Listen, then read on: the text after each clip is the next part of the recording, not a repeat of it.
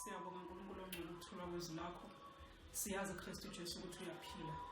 Namanje ke uNkulunkulu ongcwele sinxusa wena izwi lakho mangabe lizophuma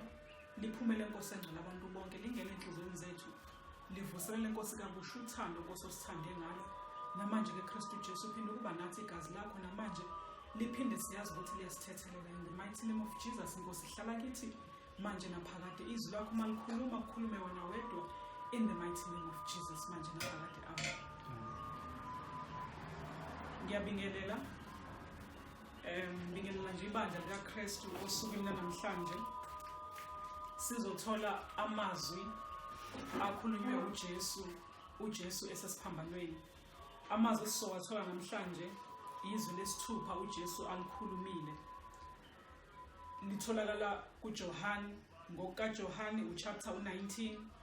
iverse 30 ifundeka kanje. Kwathi ukuba uJesu ewamkele uvinika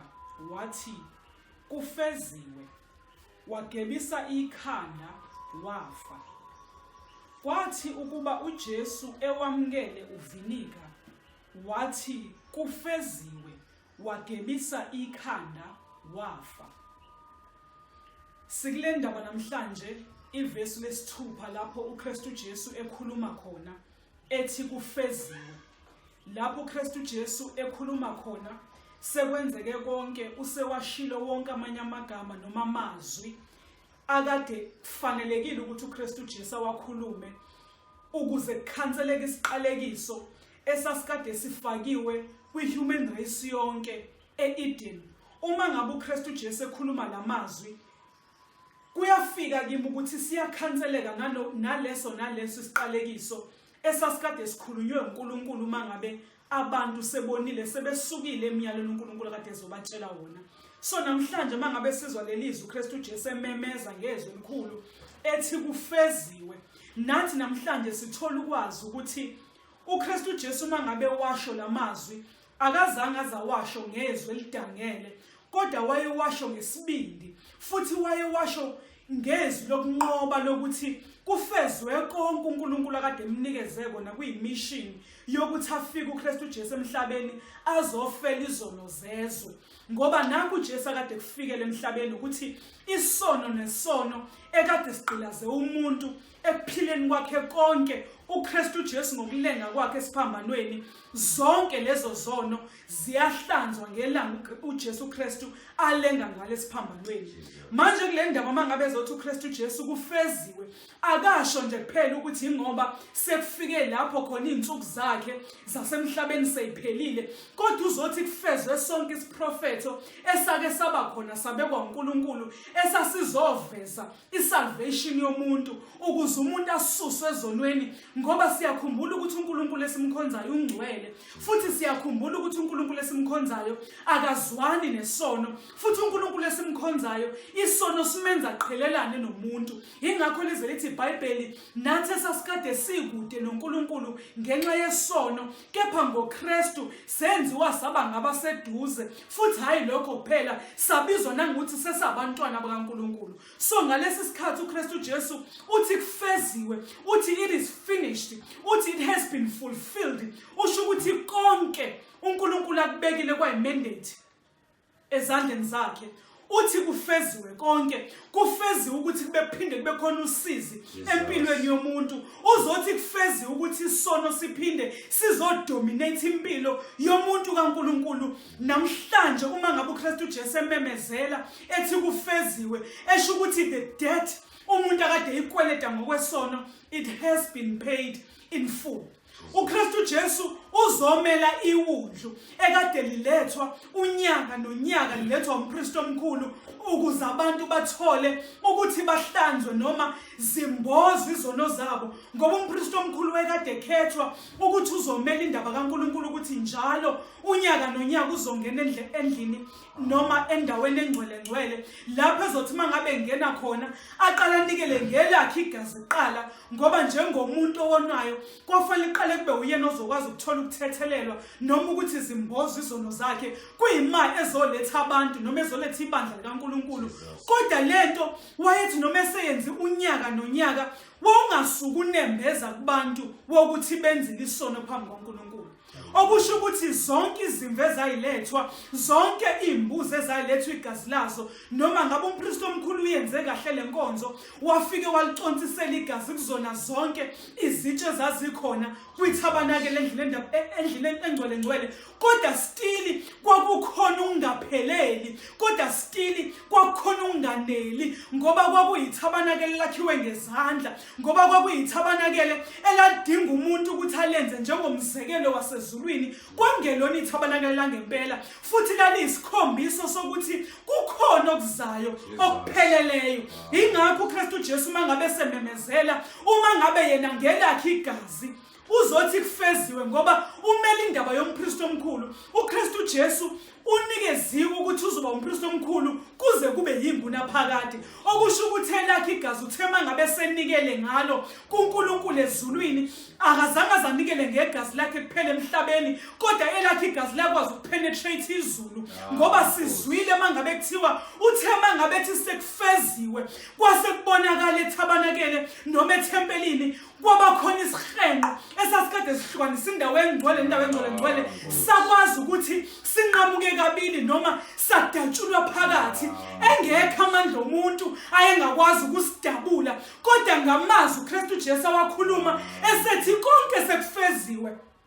ethi awusekho omunye umhlatshelo oyophinda ube khona oyokwenza ukuthi wamukeleke phambi kwaNkulunkulu ethi futhi ayikho imvu enye eyophinda imithe ama-standards kaNkulunkulu ukuze kusuke isono somuntu uyena kuphela owalethwa njengemvu engenasici engenasono engakaze yone phambi kwaNkulunkulu the most perfect lamb uma ngabe sepresent noma present igazi lakhe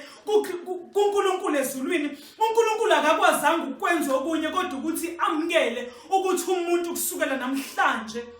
isono sakhe sisuliwe futhi uzuthi uNkulunkulu kumaHebheru uyachuza ukuthi angaphinde asikhumbule isono sethu ngoba uKristu Jesu uthi kufeziwe it has been completed uthi mangabe ubheka kuGreek noma in the Greek language uma ngabe belikhuluma leli gama bathi tetelestai okusho ukuthi it has been paid in full okusho ukuthi kahle kahle umuntu esesonweni ubekweleta kuNkulunkulu ngoba uNkulunkulu beyibekile imiyalo wathi nansi indlela ekufanele sihambe ngayo sahluleka sabantu uNkulunkulu weza ngabaprofeti ngezikhathi eziningi ezama ukuthi sihambe ngendlela yakhe kodwa sabantu sahluleka kwathi noma uNkulunkulu esezama ngakho konke ukuthi simlalele simuzwe kwasho ukuthi sabantu inhliziyo zethu zamatshe azikwazi ukuthi ziwulalela umthetho kaNkulunkulu uNkulunkulu wasebona ukuthi ngoKristu Jesu uzoletha isivumelwano esisha lize lithi iBhayibheli isivumelwano esifike noJesu singcono futhi sihle kakhulu kunesivumelwano sakuqala so ingakho uKristu Jesu kulelizwi uma ngabe ezothi tetelestai uthi our debt has been paid in full okusho ukuthi ayikho inkukho yofika nayo alikho igazi elinye yofika nalo ongathi mangabe uletha uNkulunkulu uthi lisacrifice yesono alamkele alikho igazi eliperfect elidlula igazi likaKristu Jesu alikho futhi iwundlu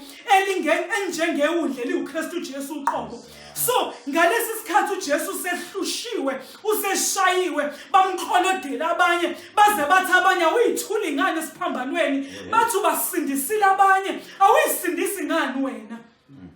iyathula indodana kaNkulunkulu iyalalela konke okushiwoyo kodwa akukho ekuphendulayo ngoba iyayazi mission ezile emhlabeni akukho nalapho ekuthiwa iyanqaba khona ababefuna ukuyidonsa babeyidonsa ababefuna ukuyimukula babeyimukula ababefuna ukuyithifela ngamathe babeyithifela ngamathe ngoba kwakufanelekile ukuthi konke okuwulaka likaNkulunkulu kuthelwe kuyona ukuze mayifika kule ndawo ithi kufeziwe ithi uma ngabe ithi kufeziwe yayisho kwiuniverse yonke yayisho even ezulwini uqobo ukuthi uNkulunkulu ongcwele konke obukufuna ngesacrifice sengikwenzile it has been done it has been completed it has been finished kufeziwe kwenzeke konke okusho ukuthi from now on asikho isono esinamandla phezu kwempilo yakho ngoba uKristu Jesu ukufele futhi uKristu Jesu ufeze konke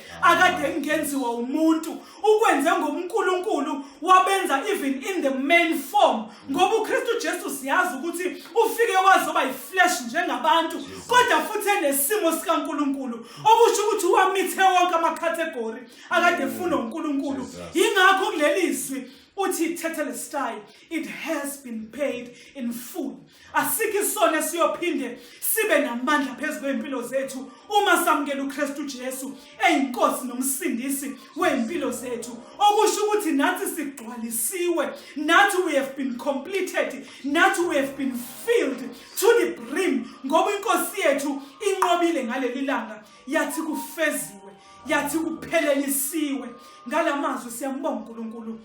osukwini namhlanje osukwini oluzamazamayo osukwini esingenza izinto esijwayele kodwa izwi likaNkulunkulu aliboshiwe ngoba lamazwi akhulunywa uKristu Jesu namanje they are still resounding endlebeni zethu ukuthi kufeziwe ngalawo mazwi uNkulunkulu aphinda abe nathi abe nebandla lonke kumagumbi amano wonke omhlaba sithi ngaleli langa it has been paid in full akasekho umuntu ekufanele acindezeleke isono ukhona uKristu Jesu ungumhlengi wethu uyiwundlu lethu uhlatshelwe thina in the mighty name of Jesus amen. Uthembekile wena uNkulunkulu izwi lakho alifani namanye alesitela mahala siyabonga moya ngcwele emini siyabonga uNkulunkulu asenze ngoba senza umzekelo kepha izwi lakho usuyokhuluma ngoqobo we thank you Jesus nakho konke in the mighty name